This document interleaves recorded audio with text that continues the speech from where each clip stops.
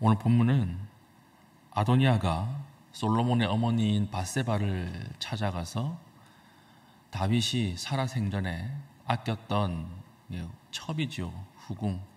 후궁 아비삭이라고 하는 여인을 아내로 달라고 하는 내용입니다. 아도니아는 다윗의 넷째 아들이었죠. 넷째 아들이었기 때문에 이 솔로몬의 어머니에게 이제 찾아온 거예요. 그러면서 아버지의 후궁이었던 아비삭을 나에게 주십시오. 17절. 그가 이르되 청하건대 솔로몬 왕에게 말씀하여 그가 수냄 여자 아비삭을 내게 주어 아내를 삼게 하소서. 솔로몬의 어머니인 밧세바가 생각하기에 그 후궁 하나 주는 거 그것이 뭐 그렇게 큰 문제이겠는가 이렇게 생각을 했던 것 같습니다. 근데 그 뒤에는 아도니아의 아주 큰 권력에 대한 야망이 있었던 것이죠. 후궁을 첩으로 아버지가 선대 왕이 아꼈던 후궁을 자신의 첩으로 받아들이면서 이 후궁을 중심으로 해서 다시 세력을 집산시키려고 하는 영모의 이제 꾀입니다. 영모의 꾀인데 이걸 이제 밧세바는 못 알아차린 거예요. 못 알아차리고 지혜가 있었던 솔로몬은 알았던 것입니다. 이 결과가 어떻게 됐습니까? 밧세바는 악한 일에 쓰임을 받죠. 못 알아챘기 때문에. 그래서 18절에 그대로 가서 이야기를 합니다. 밧세바가 이르되 좋다 내가 너를 위하여 왕께 말하리라. 이래서 후궁을 주면 안 되겠느냐. 그거 아무것도 아닌데 얼마나 왕권을 잃고 얼마나 너희 형이 이렇게 괴로워하겠느냐. 아버지가 아끼는 후궁이라도 첩으로 주어서 좀 달래자. 이렇게 생각을 했던 것 같습니다. 근데 솔로몬은 지혜가 있었죠. 보니까 영모거든요. 다시 집산시켜서 왕권을 찬탈하겠구나. 쿠데타를 일으키겠구나. 이렇게 생각을 하고 어떻게 합니까? 25절 여호야다의 아들 브나야를 보내매 그가 아도니아를 쳐서 죽였더라. 이렇게 죽이는 것입니다. 오늘 본문을 통해서 우리에게 주시는 하나님의 메시지가 있습니다. 악한 사람이 우리에게 접근하는 방식이 어떤 방식인가를 보여주고 있는 것이죠. 악한 사람이 우리에게 접근을 해서 넘어뜨릴 때 누굴 보낼까요? 내가 거절하지 못하는 사람을 보낸다라고 하는 거예요. 오늘 아도니아가 왜 밧세바를 찾아갔을까요? 밧세바는 솔로몬의 어머니거든요. 어머니의 말을 거절하겠나 이렇게 생각을 했던 것입니다. 항상 우리를 넘어뜨리는 시험이 올 때, 특별히 사람을 통해서 시험이 올 때는 누굴 통해서 올까요?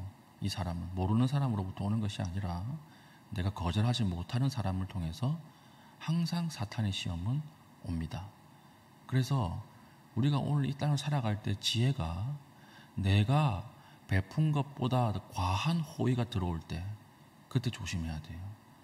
이 사람이 나를 인정하고 나에게 은혜를 베푸는구나 이렇게 생각을 하면 안 되고 내가 베푼 것보다 훨씬 과한 호의가 오면 지금 올무가 나에게 걸리고 있구나 이렇게 생각을 해야 한다라고 하는 것입니다. 어떤 사람이 내가 훨씬 더 부담스러워하는 선물을 줘요. 호의를 베풀어요. 친절을 베풀어요. 그럼 그것은 올무가 될 확률이 더 많다라고 하는 것이죠. 오늘 저는 여러분들을 축복합니다. 어떻게 축복하느냐? 여러분들에게 하나님이 지혜를 허락하여 주셔서 넘어지는 자가 되지 말 뿐만 아니라 남을 넘어뜨리는 자도 되지 않기를 축복합니다.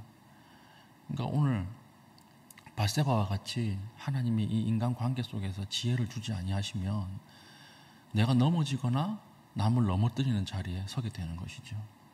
그러니까 자기 자신이 다른 사람에게 호의를 베푸는데 이거 어떤 뒤에 꼼수가 있는 거예요. 이 사람에게 나중에 이 사람을 이용해서 어떤 일을 처리해야 되겠다. 이런 꼼수로 접근하지 않는 그런 은혜가 있기를 여러분들을 축복합니다. 그래서 여러분들 오늘 하루 살아가는 동안에 내 주변에서 다가오는 호의나 친절들을 아주 깊이 묵상할 수 있기를 바라요.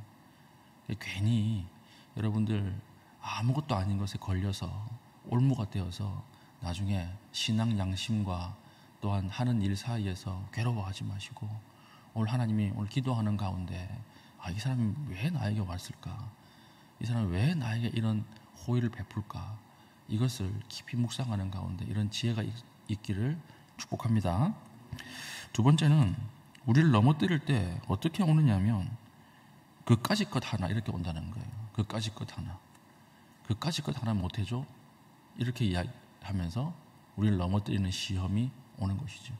밧세바가 보기에는 다윗이 취했던 후궁을 한 사람 주는 거 그까짓 것이었죠. 아무것도 아니었어요. 그거 하나 주는 게 뭐 그렇게 대단한가? 후궁이 많았잖아요. 뭐 그렇게 대단한가? 그냥 줘서 마음을 좀 달래가지고 나중에 우리 편으로 만들자 이런 심상이었던 것 같습니다. 그런데 그게 그까짓 것이 아니었죠. 항상 하나님의 이런 시험은, 우리의 어려움은 어디서부터 시작됩니까? 그까짓 것 하나, 여기에서부터 시작이 돼요. 그러니까 목회를 하고 있으면 어떤 사람이 자기 자녀가 이렇게 기독교 대학을 들어가려고 한다, 기독교 기업체에 입사를 하려고 한다, 그래서 추천서를 써달라고 하는 사람들이 종종 있습니다. 종종 있는데 그 목사가 보기에 진짜 그까짓 것 하나거든요. 그냥 양식도 다 기록돼 있어요. 잘합니다 동그라미 쳐가지고 도장만 하나 찍으면 돼요. 그러면 얼마나 그 큰 호의를 받는지 아십니까? 그 사람이 이렇게 추천서 써줬다고 선물도 주고요, 명절마다 고기도 보내고 합격하면 양복도 보내요. 근데 그 형제는, 그 아이는 신앙생활 제대로 안 하거든요. 안 하는데 그냥 잘합니다 동그라미 5개 쳐가지고 도장 딱 찍어주면, 그러면 그거 아무것도 아니거든요. 그거 해서는 안 되는 거예요. 그까짓 것 하나가 그 아이의 인생을 어떻게 바꿀지 몰라요. 그까짓 것 하나가 저의 삶도 하나님 앞에서 어떻게 바꿀지 모르는 거예요. 하나님이 우리를 인도하시는 것에는 그까짓 것이라고 하는 건 없습니다. 모든 것에 하나님의 뜻이 있고 하나님의 계획이 있고 하나님의 인도하는 방식이 있어요.